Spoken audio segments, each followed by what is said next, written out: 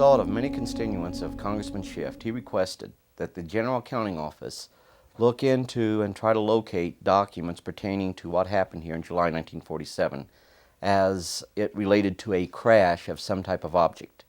Congressman Schiff did not stipulate that these people were to find alien spacecraft or some type of UFO not of this earth.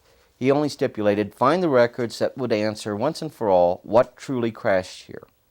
The General Accounting Office was to later inform Jack Anderson, which he reflected this in one of his articles in his column, that they too felt they were getting a runaround from they named the Air Force. But I would suggest that every agency it was asked that had any information was in fact giving the General Accounting Office a runaround. In order not to expose documentation that the Air Force did have, they stipulated that all records that would provide any solution or answer to what happened here in Roswell was in fact destroyed. It was later ascertained that the documents that were in question that were destroyed were in fact destroyed without proper authorization. Congressman Schiff then asked the General Accounting Office that they should try to ascertain who ordered those documents destroyed and at what time frame those documents were destroyed. General Accounting Office then came back to Schiff and stated that it would be very difficult to ascertain the time frame, as it reflected to them that it was 30, 40 years ago that those records was destroyed, and at this late date it would be almost impossible to determine who ordered their destruction. However, at the same time, the United States Army was releasing records on UFOs. For the last half a century, the Army has been stating they did not have any records. It was found that the Army did have records, to wit, Army Counterintelligence Corps records that dealt with UFOs. They have thus far to date released 339 records. There is a record in there, and it's very interesting, and it's this document, and it is this document right here. It stipulates, remembering that this is a document that was released dealing with UFOs. It is part of the Counterintelligence Corps files pertaining to UFOs. You will note projects U.S. Air Force Detachment 35. U.S. Air Force Detachment 35 was a highly sensitive intelligence unit at the time. This lists names of cities here in the U.S. that had some dealing with UFOs. You can find, as a matter of fact, some of these incidences referred to in the early histories of Project Sign, which was the forerunner of Project Bluebook. You will note right up here, circled Roswell. This is a UFO file, or this is from the UFO files of the Counterintelligence Corps, United States Army. You will note the authorization for the declassification is based on an order signed into law by President Clinton, to wit, Executive Order 12958. You will further note that originating agency interests fully declassified, yes. You will note down below that it states other agencies' interests declassified. You will note it's circled no. Clearly this is an Army document. Clearly this document reflects that these were projects that were turned over to the United States Air Force from Army files. Reason for that, prior to September 1947, the Army and the Air Force were the same. We find out that there was a concern about the existence of these documents, or these objects, as to what their purpose was and what their origin was. This came home on February 26, 1942, commonly called the Battle of Los Angeles. We find that there are some 15 to 20 unidentified craft flying over Los Angeles. We immediately responded by trying to shoot these objects down. The 37th Coastal Artillery Group expanded 1,430 rounds without bringing anything down. We immediately set out to try to find out if there was some hidden base belonging to the Axis from where these planes could come, some commercial airport that they could have had these aircraft housed. None of this bore out. Every search effort we made turned out to be fruitless. At the same time, in the Pacific Theater, they were experiencing the same phenomena, the so-called Foo Fighters. MacArthur directed his intelligence people to find out what was going on. I have reason to believe that in 1943, MacArthur found out that in fact we had things not of this earth, that we had visitors from some other planet visiting our planet here that was actually observing that world event that we call the Second World War. One of the problems that he had was that should this be the case, and should they prove to be hostile, we knew very little about them, and we had very little means in which to defend ourselves. MacArthur organized what was called the Interplanetary Phenomena Research Unit. It would later be taken over by General Marshall, and it continued all the way through to present day. Names have been changed, records still haven't surfaced. The Army tries to state that it was not an official organization effort to try to investigate UFOs, but it was organized by a general. It bore fruit. It came to conclusions it was not popular, i.e. interplanetary spacecraft. And they continued to do exactly what they do today, and that is to be part of a multi-intelligent operation in the recovery of objects of unknown origin, particularly those that are of non-earthly origin, and to assess that information, get raw field intelligence data, and process that data into some type of useful intelligence product to disseminate to the field to those people who have a need to know, and those people that are the, shall we say, the keepers of that information. I believe that there was something that was discovered in China in 1943. Exactly what that something is, I have no idea what that was. But one of his Air Force generals, Army Air Corps generals at the time, came back to MacArthur, told MacArthur what we have is something not of this earth. I would further suggest that by this time, even the Germans had uncovered evidence that we were being visited and had some type of physical evidence. MacArthur definitely had physical evidence. From the documentation I saw, I was not able to ascertain exactly what that physical evidence consisted of, but it was there. The one thing I find quite unique is that the Germans may have tried to back engineer it. We definitely probably tried to back engineer it.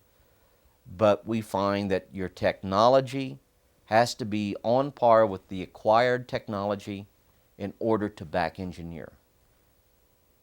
We very quickly were able to ascertain within 3 to 4 years after the end of the war that our visitors were anywhere from 1 to 2 billion years ahead of us. In the 1950s, the United States Air Force had an elite unit to investigate UFOs outside of Bluebook, even though Bluebook thought that that unit was working with them, they were not. This unit was initially organized as the 4602nd Air Intelligence Service Squadron. Among its peacetime missions was Operation Blue Fly. Operation Blue Fly was to recover objects of unknown origin that fell to Earth. It's very important that you remember objects that fell to Earth because we didn't have any spacecraft up there at this time.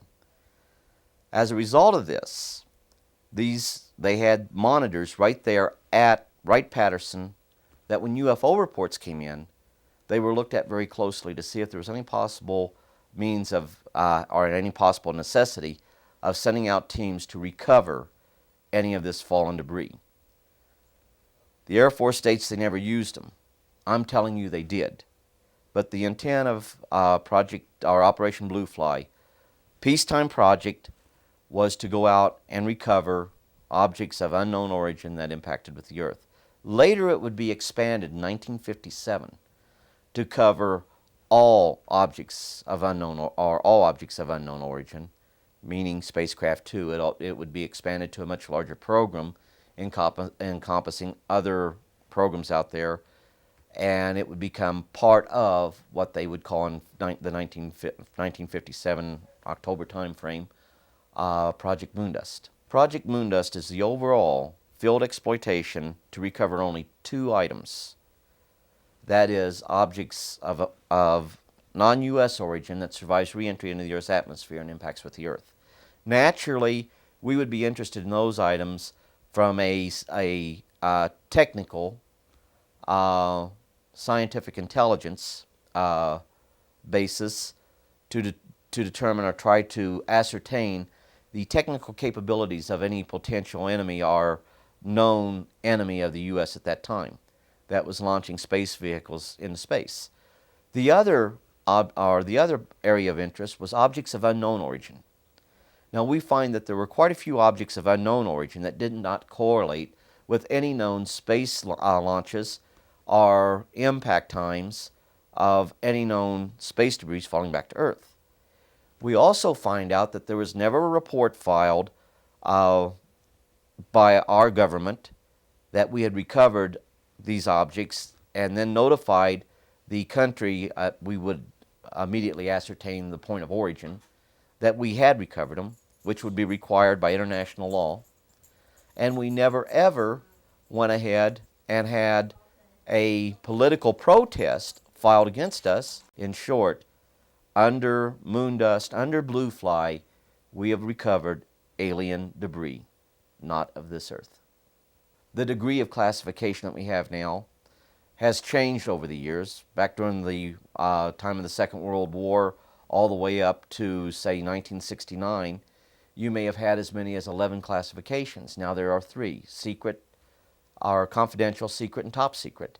However, if you have information that is highly sensitive, that requires the protection above and beyond the norm of what is provided for those classifications, that's what you have the special access programs for.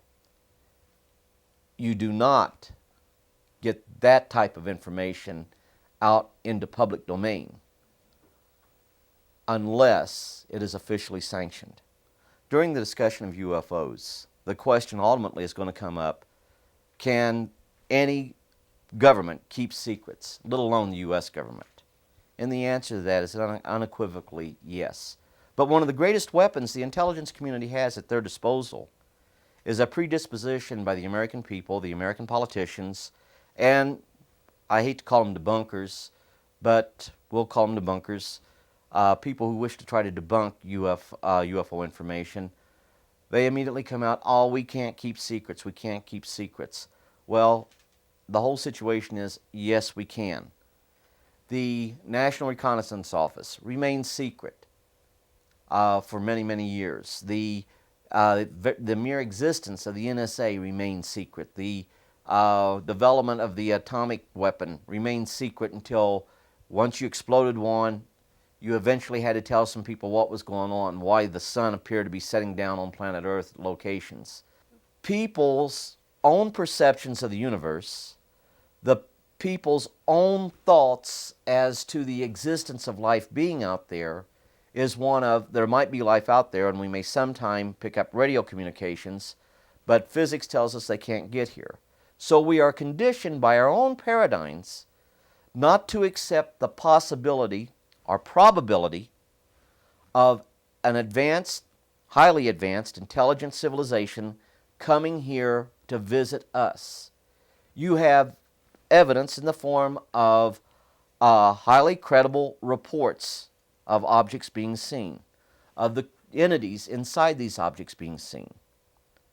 Yet we look for a prosaic explanation and we throw out the bits and pieces of the evidence that doesn't meet our paradigm. So it's a self-keeping secret. You can conceal in plain sight the existence of the abundance of evidence alluding to UFOs, even bringing that evidence out to the public. It's political suicide if you go and start hitting up intelligence agencies to get this information released.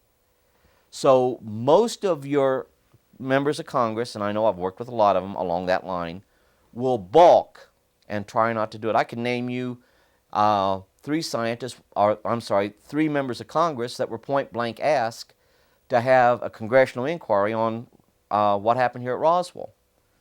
One of the most ridiculous statements that I got was that a person would have to be a chairperson to do that, and they asked a senator from Mississippi if he'd do it without any hesitation. He said no. And I said, well, excuse me, but is not the good senator we're referring to a chair member? And they said, oh, yes. And I said, would you give me that in writing? I got that in writing, but I'm hesitant to release it. I will show it to you, but I'm hesitant to release it simply because I made a promise not to. We have got to get the documentation as it exists in the government files. We have got to get it released before it ultimately comes up being destroyed. As soon as we open a door, and we're right there, we're about to bust open the door. A good case is the Bluebook file, or the Blue Fly and Moondust files. I had classified documents. The Air Force acknowledged. When I got members of Congress to help me, they were immediately destroyed, and I can prove this. Somewhere along the line, they may see that material and realize there's some very highly sensitive information that would have damning effect upon the national security of the United States should it become compromised. It requires to be further protected, to ensure that there is only a limited access to that information to a small number of people. So small you can put them on a list of paper or on a piece of paper and list them by name. Thus you have the special access programs. The controls that were supposed to be put on the special access programs are not there. When Congress did their review of the way we do, the way we protect documents and the way we go ahead and implement our secrecy programs, they found that you had special access programs within special access programs, that it was essentially impossible to keep control of them all. And I'm telling you right now, it is essentially impossible to keep control of them all. When it comes to UFOs, the same criteria applies. The problem we have right now is that event, i.e. the ultimate contact, where there is no longer a question about the reality of other beings in the universe coming here, that event has not taken place. Therefore, but a small nucleus within the intelligence community, numbering less than 100, and I'd suggest less than 50, control all that information. It is not subject to congressional review by the Information Security Oversight at all. There would be quite a few missions to describe, but simply put, yes, I was involved in those type of operations.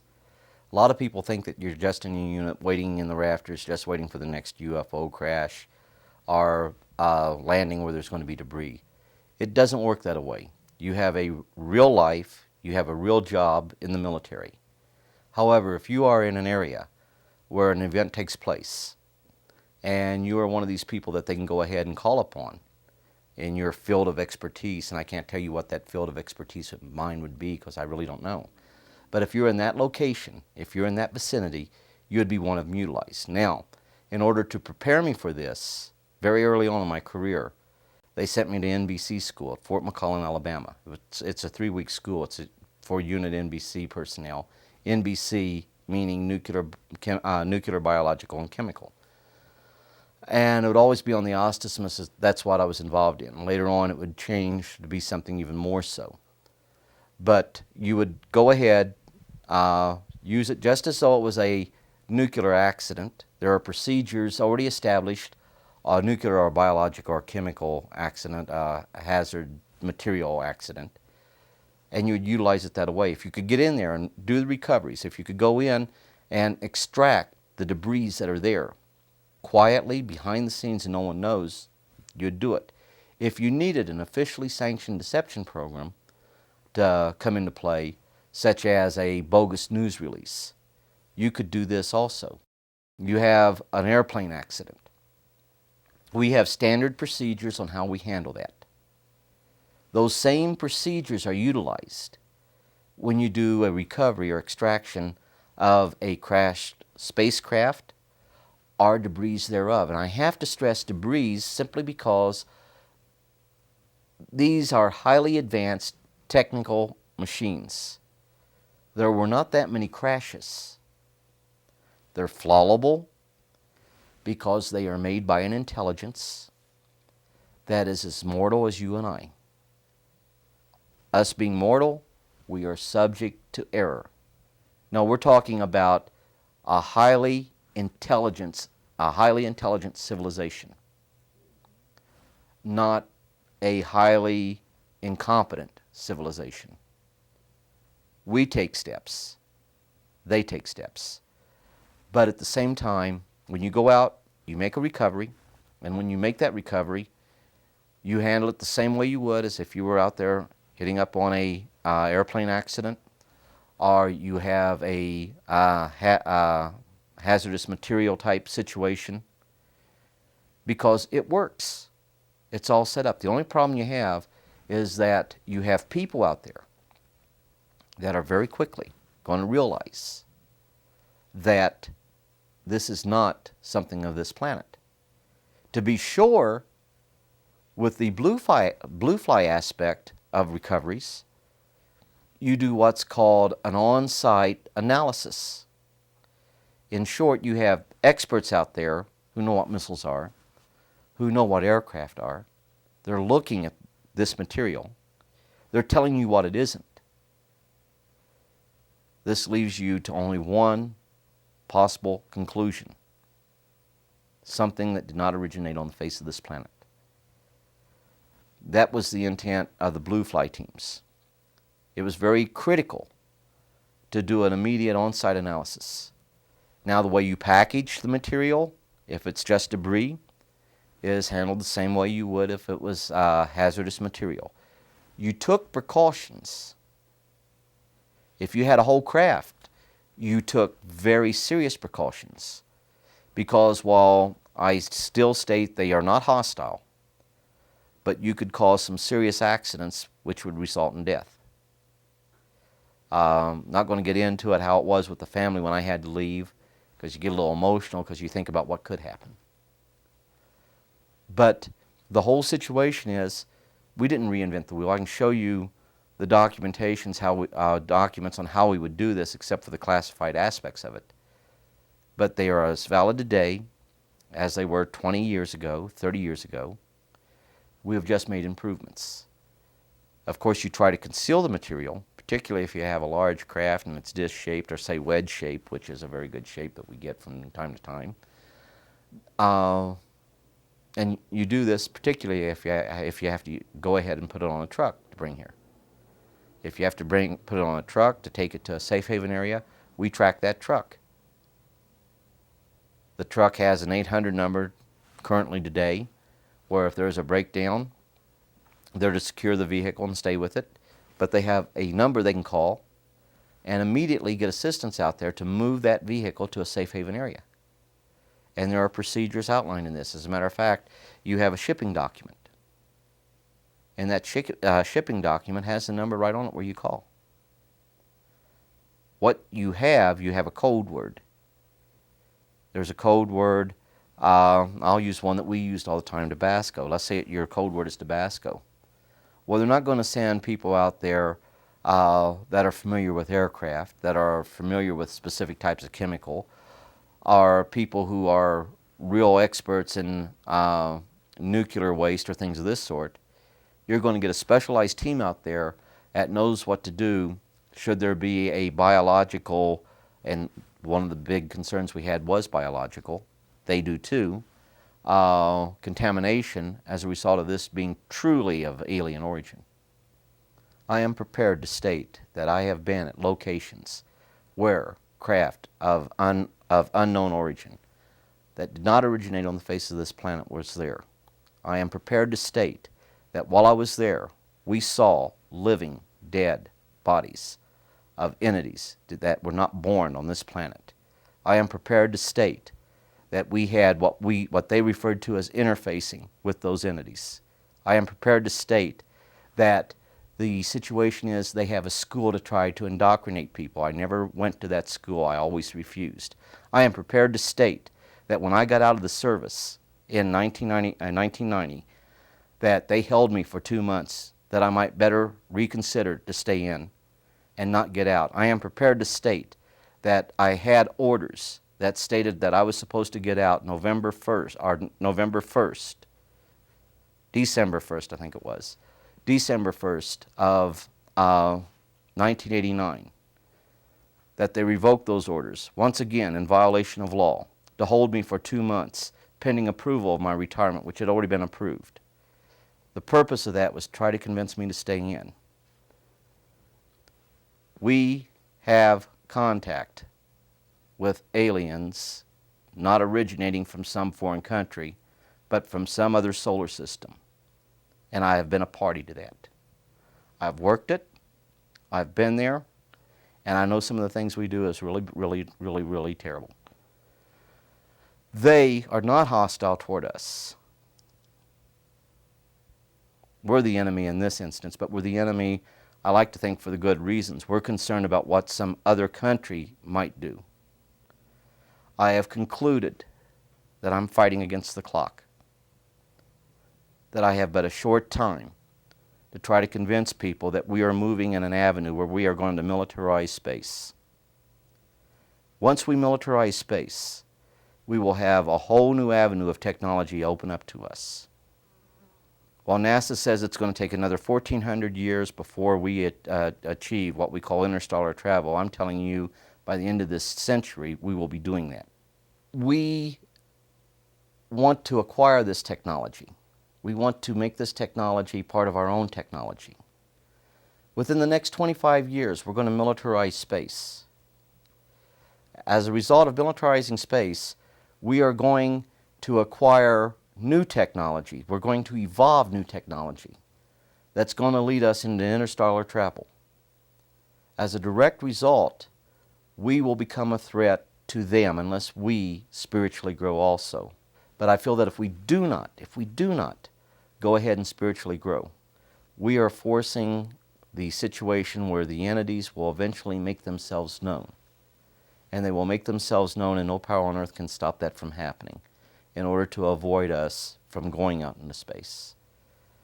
That if this should happen, it will happen to an unsuspecting world population. And that can create some very serious problems. But this doesn't deal just with the United States. It's a truth that the entire world has to be informed about. And that truth is, man is not alone. That we have people from other planets, from other solar systems coming here. I believe that the intelligence community had good intentions when they classified information dealing with UFOs. I believe that they asked some very serious and hard questions. What impact would it have if the peoples of the world knew that they were no longer alone in the universe, that they had intelligence that was visiting this planet? And I think that the intentions were good there. As intelligence agencies among nations, naturally you want to go ahead and acquire the technology for military application, so you want to try to keep some of that aspect as confidential as possible by classifying it as high as you possibly can, keeping the information open to but a small handful of people, thus special access programs. However, I believe that while it was full of good intentions in keeping this information classified, it is hurting people. I do not believe that any government has the right to try to make individuals who merely see UFOs look crazy when we know the truth. I do not believe that any government has a right, knowing that the psychology of specific individuals may ultimately lead to them having their homes broke up, their jobs lost, leading to a tremendous amount of mental depression, ultimately leading, in many cases, to suicide or self-destruction. When we see these types of things coming about, we have an obligation to reconsider our thoughts and standpoint. Reconsidering those, I would suggest we need to break down the walls of secrecy, that we must be responsible in getting the truth out. We must be responsible in how we get that truth out. And we must be truthful. And it's not a scary story. You will learn that they have a perception of God. They can't tell you what religion's right. You find they have families. You find they have cultures. You find that they have likes and dislikes. You find that you look for those things that are similar among us, not the difference. And that's the way you start on the path to truth. The problem that we have right now is that we look at them as something to talk about, something to be marvel at and be amazed at. But here again, they are still considered in the recesses of our mind of something that's not practical and something that isn't real. Well, we just finished with the training that I took to be an NBC NCO. And a friend of mine, which I'll call him Jack, and Jack was his first name. He was a Spec 5. He brought me back to Fort Lee, Virginia. Somehow, some way, my ticket, my billfold, everything came up missing. I got my billfold with the money back in it, but I never did get the ticket back. But not having a way to get back to Fort Lee, Virginia, he was going to Fort Meade, Maryland. He says, "Come on, I'll take you." And we discussed UFOs on the way to Fort Lee. Several weeks after I got back to Fort Lee, I got a call from Jack, or allegedly it being Jack, and I believe it to be Jack because he was a cheerful, happy-go-lucky person, and this person sounded the same way. However, when I got to Fort Meade, where he was supposed to be at, they said, "Well, he's going to be tied up. We'll talk to you later about his situation as soon as he gets free." He says, "By the way, have you ever been to the Pentagon?" Well, at that time, I'd never been to the Pentagon. So they said, "Well, it's really a unique place. Says, why don't we go ahead and give you the 25-cent tour?" So we went on over. We went in. I had a little badge that was given to me, no picture on it. But the guy that was with me, his had a picture, and he'd just tell the guards, he's authorized to come with me, and he'd always be the one to get me in. You had to show your military ID card from time to time, but we walked down the corridors. Finally, we got to a place that had an elevator. We went down. I don't know how far down we went. I can't tell you if there's one flight under the Pentagon, 2 or 50. But we went down. When we went down to, I don't know, several seconds in the elevator, we get out. When we get out, there's just like the white walls, and it's like an inverted D, like a flat bottom with a curved top. Now, there's 2 monorails there. I mean, they're rails, they look like big tubes, rather thick in the center, and 2 on the side, one on each side. I could probably draw you a better picture of it than the way I'm describing it. But you had these little monorails, what I call them, cars that look like a bullet. I mean, for lack of a better term, you had where you could seat 2 people in front, 2 people in back.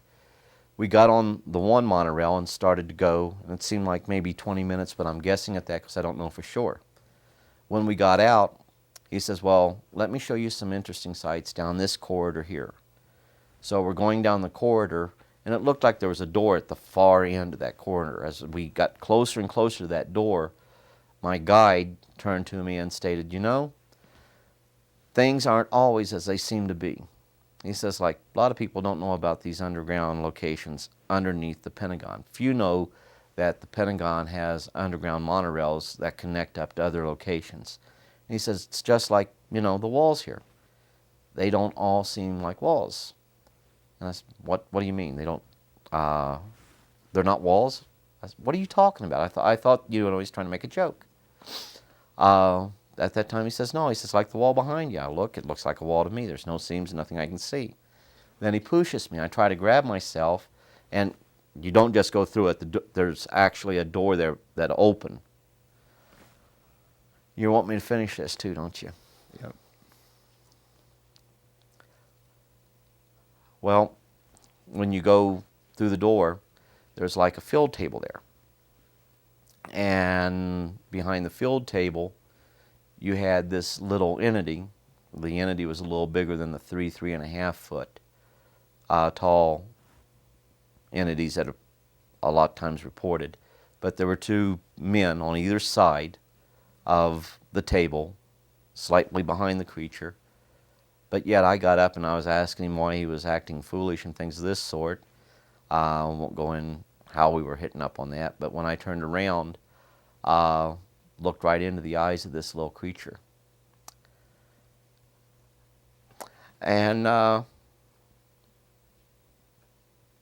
you know, it's like,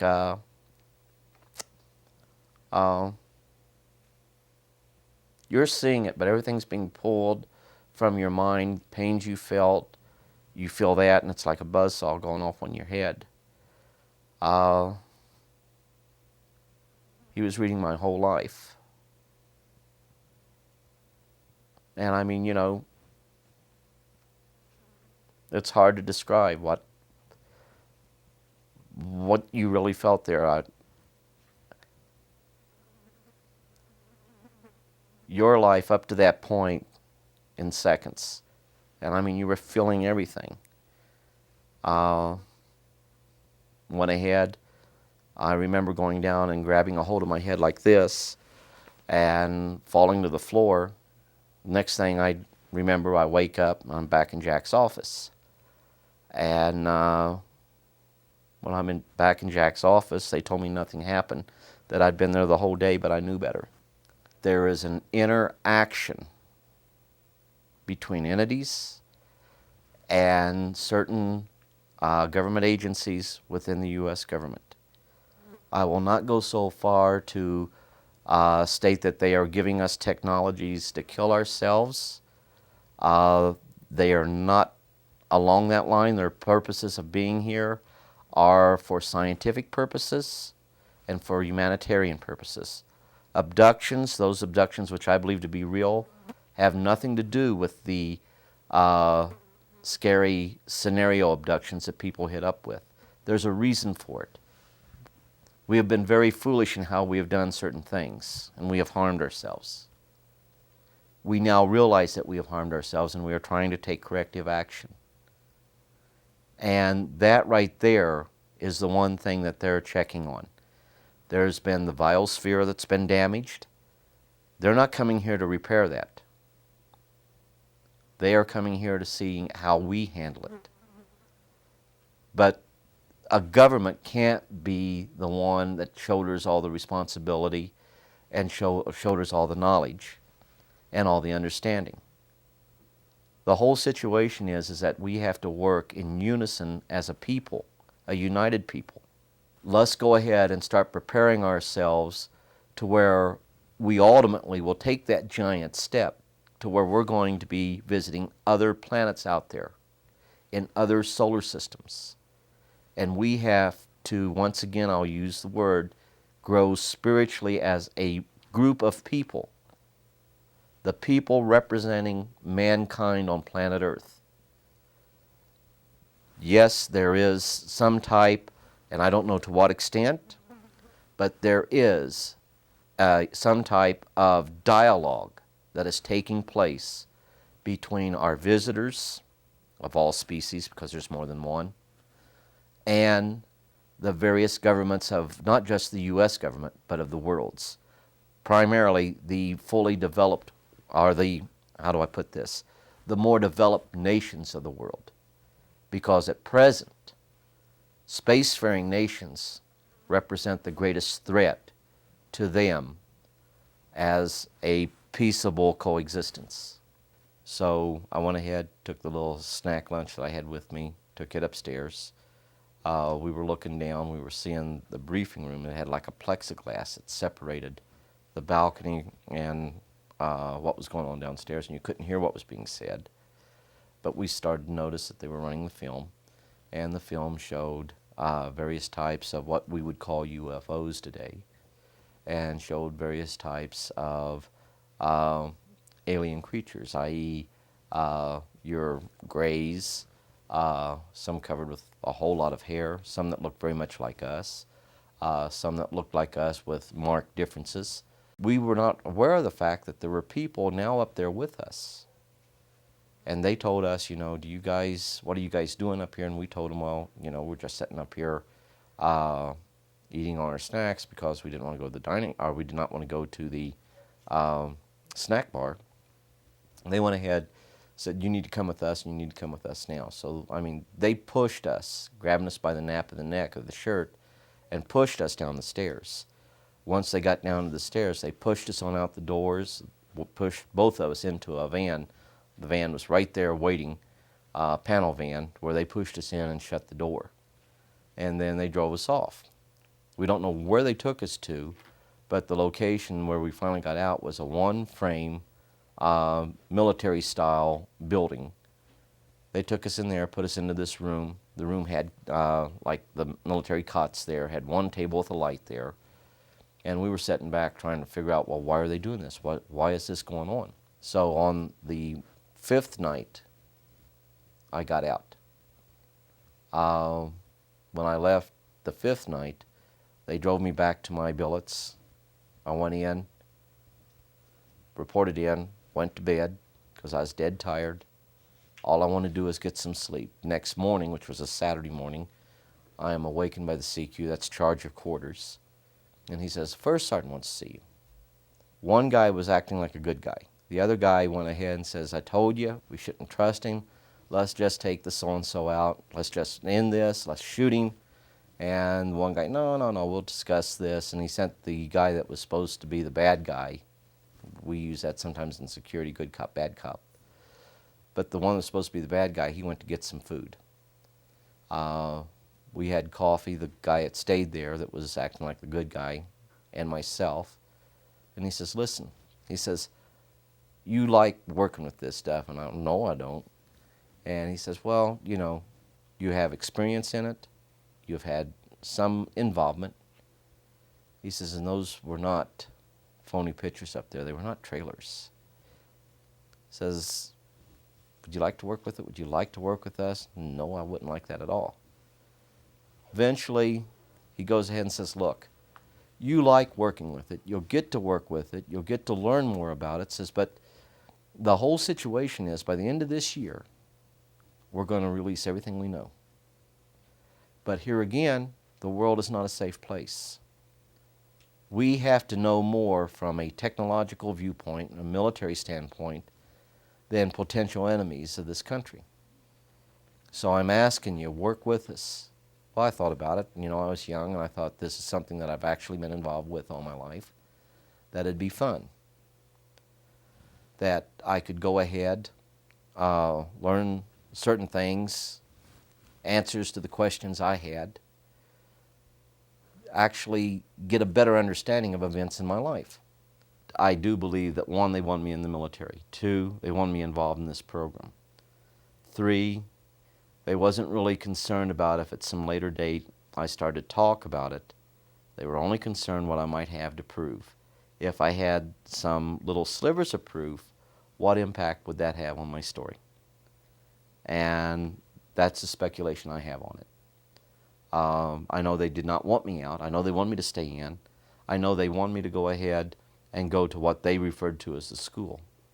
But I never ever would permit myself to go to what they were referring to as school. If you go to school, it will open up a whole new world for you, a whole new avenue.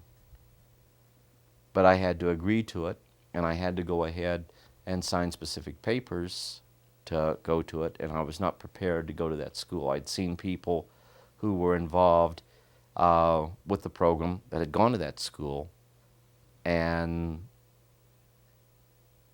let me just say I didn't like their personality. I did not like the idea that by you going there, it made you something special. It made you prima donna, if you wish. That was not the way it was supposed to be. I felt that one of the greatest things you can be is a servant, and not vice versa. So some of these people, I did not like their disposition, I did not like their attitudes, and I did not want to become like them. And one of my fears was if I went to the school, if that would change me the same way. So it's important that people understand that. Now there are events, there are recoveries, but the recoveries are few and far between. One of the events that took place in 1969 was a recovery of a craft that I call it a wedge-shaped craft that took place in Indiantown Gap.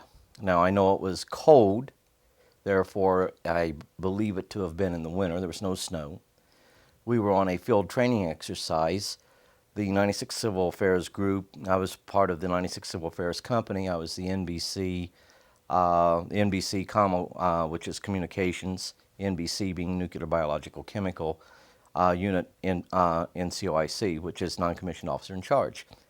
We were notified that they had an incident involving a downed craft that we needed to assist in recovering. The persons that showed up knew exactly where we were going, because when we went to our staging area, pulling out of the company exercise, or should I say the group exercise, we went to what we call a staging area. From there, we went to another location on Indiantown Gap. We didn't have any problems about civilians or curiosity seekers or anything like this. Other than to go into a whole lot of detail about that particular craft, there is a tape out there that does go into detail on it. The situation is, we did the recovery. As far as being fully involved in the recovery outside of going up and getting surface readings, realizing that what I was seeing was not of human origin, I was limited in my involvement. When we got there, there was already teams set up, floodlights were already set up around the object. I was asked to get closer and closer to the object to take readings with the APD-27. As I did this, I realized what I was seeing was not of a earthly origin. I'm hesitant to go into it too much because I don't want to get emotional about it. Bent waters is another very interesting case. With bent waters, we went there to digest some of the information as far as the physical evidence there. There were photographs, there was film footage, there was evidence of high background radiation, or a higher than normal background radiation, not all that high, but above normal. We found that there was some abnormalities in the area of which we referred to the impact point. We also noticed that the trees had been leveled off at the top. When we got there, it was December, I want to say December 28th was the day that we arrived there. We gathered up the materials. We took these materials back to Lindsay Air Force Base. All the, for lack of a better term, all the hard evidence that we could get, all the documentation that was there. There was even some photographs, which I don't think has been alluded to, as far as sightings that was picked up on radar. Both the British government and the U.S. government were aware of these sightings. The hard evidence that we had was taken back to Lindsay Air Force Base. There it was digested to where there was some type of information that could be put out to brief SHAPE headquarters. And I don't know who in SHAPE headquarters was briefed, but I do know that we did have to do that. The information was then put with a special carrier, and we were told it's being sent back to Washington, meaning Washington, D.C. I don't believe this to be the case. I believe it was coming back to an air base close to the Washington, D.C. area, and that the material was transferred on to Fort Belvoir, Virginia, headquarters at the time of the U.S. Air Force's Special Field Activities Group, or Air Force's Field Activities Center. They then took this material, did whatever they did with it, and came up with finalized intelligence product. The important thing to remember, the reason it went to Lindsay was because the U.S. Air Force's Field Activities Center had detachments in the field. The closest detachment in the field at the location of Bentwaters would have been Lindsay Air Force Base, which is Det 24. They were the ones that got the material. They were the ones that was charged with safeguarding it until it got back to the U.S. Also, there were several members of Det 24 that was involved in the investigation. There were other people who came in who I didn't know who they were, but you knew they were involved in the investigation because they were doing the things that would be necessary to do just that. They were asking questions, hard questions, critical questions. They were asking technical questions of technical people was involved. I know for a fact that some of the radar operators, both British and U.S., were questioned. I know some of the people that were out there on 2 different nights were questioned. My involvement became in June, July of 1989. I was involved with the Belgium sightings that we were assessing information, gathering data on the UFO overflights of Belgium. They also went over Germany. We had one incident there on the border, which This one occurred near the Foda Gap. The incident there at the border, we saw the object. It was over Soviet territory. We saw that the Soviets were pretty upset. We were getting pretty upset because this was a huge object. It was triangular shaped, about 3 football fields on either side of the triangle. It flew over what we call no man's zone. As it flew over there, we all were getting jittery. It wasn't winter. It was, I'd say, summer, about August. You could feel your hair standing up on end. It was more than just, getting shivers because of fright or something like this. There was some type of physiological effect taking place. Once this incident subsided, we put fighters on alert. We notified them that we may have a Soviet craft coming across the gap, and we were going to intercept it. The Soviets did the same thing. It went back over the Soviet airspace, and they scrambled fighters to try to intercept it. Wasn't traveling fast at all. Traveling very slow. No hurry to get out of the area. But on this particular night, no one fired at it. There were pictures taken. There was consultation with the Soviet Union. With this going on, everyone was taken in and briefed and was informed that what they saw was nothing more than a Russian MiG-27 that had strayed across into the Foda Gap area far enough into the no man's zone to create a problem and cause some alarm. It was no MiG-27. We know exactly what we were looking at. We knew what MiG-27 looks like. You have flashcards, which are silhouettes of the various craft of the Soviet Union and even our own. So we knew precisely what we were looking at. What we saw was a craft that was of an unusual origin. It was not aerodynamically sound. And when I state it was not aerodynamically sound, I mean it had no means of staying aloft like that without some visible means of aerial support, like a helicopter. That wasn't there. It was perfectly silent, not making any noise, roughly 3 stories high. This was one of the incidents that got me a little concerned, made me think about wanting to get out and come back to the family, to have some family life. We had the incident escalate. We had it escalate to where the Soviet Union filed an official protest through the Belgian government to the U.S. government, stating that they were very concerned about the Belgian authorities, along with several other countries, letting us fly stealth aircraft on reconnaissance missions into the Soviet Union. We notified and discussed it with the Soviet Union. We briefed at least 2 Soviet military liaison mission groups that this had nothing to do with our involvement of sending stealth aircraft into their territory. The Soviet Union was alarmed about what was going on. They even alluded to it being our craft. They were reassured that it wasn't. We reassured the Belgian authorities that it wasn't. The Belgian authorities had their own UFO sightings. We have seen this on TV. What you don't know about those sightings is that there was a tremendous, I don't want to call it a cover-up. There was a movement to keep specific information about those sightings under wraps. There was some intentions to go ahead and alter the film footage of the radar screens to the point of where it showed that the UFO went underground, which it did not. I think it was supposed to have gone 600 feet into the earth. That did not happen. It was visible. People saw it. The pilots saw it. The pilots' aircraft locked onto it.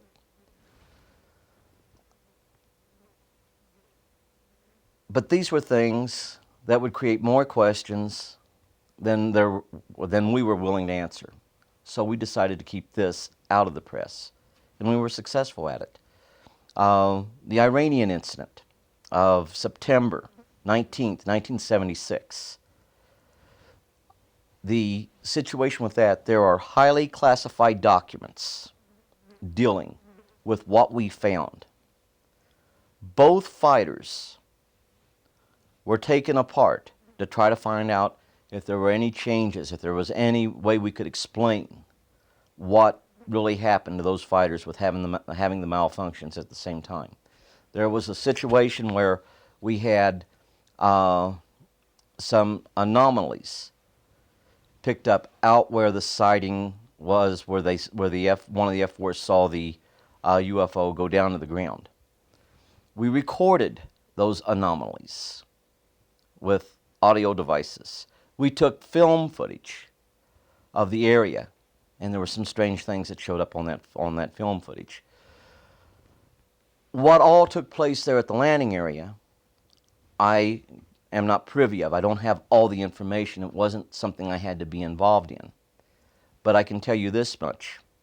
Whatever took place there had people out there for 2 to 3 weeks. In 1986, I believe it was, fired at a UFO on 2 occasions. The UFO took off like nothing happened.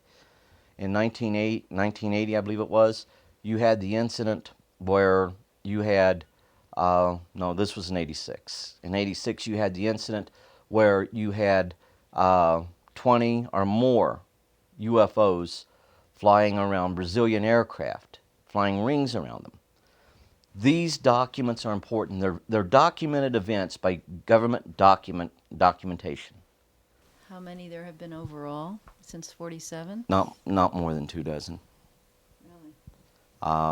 That's domestic or international? Well, that right there was a round figure, but it's based on a briefing we got. And this briefing came as a part, this was in 1969, when we were hitting up on information dealing with the recovery of the B-52 there. We were informed that there had only been a couple dozen, tops. That there were several in the 40s, in the early 50s.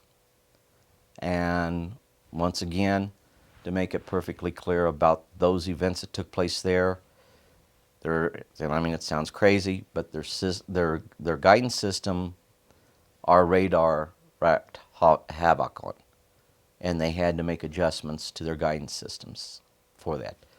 How many bodies had been recovered? Don't know. How many crashes have occurred in which we only got debris from because they came and did their recovery before we got there? Don't know, but it has happened.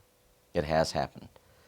When they have problems, just like we send out a distress call, they send out a distress call, which is something that a lot of people don't allude to or don't even, it's the one question that's never asked. But here again, we think of them as something intangible, like that stuffed animal there. But they're living, breathing creatures, as mortal as you and I. They think, they have loves, they have likes, they have dislikes, they have social culture. This is so important to try to make people understand that that is the case. I want to put the human factor back into UFOs. And when I say the human factor, that these are real people. You can call them entities, you can call them creatures. The only reason I do that without saying these are real people is so it doesn't get confusing as to whether I'm talking about our visitors or us. But you sometimes find yourself wondering, who's the more real people, them or us? And the situation is, these are the things that really need to be brought out also. The fact that they are, in fact, just like you and me.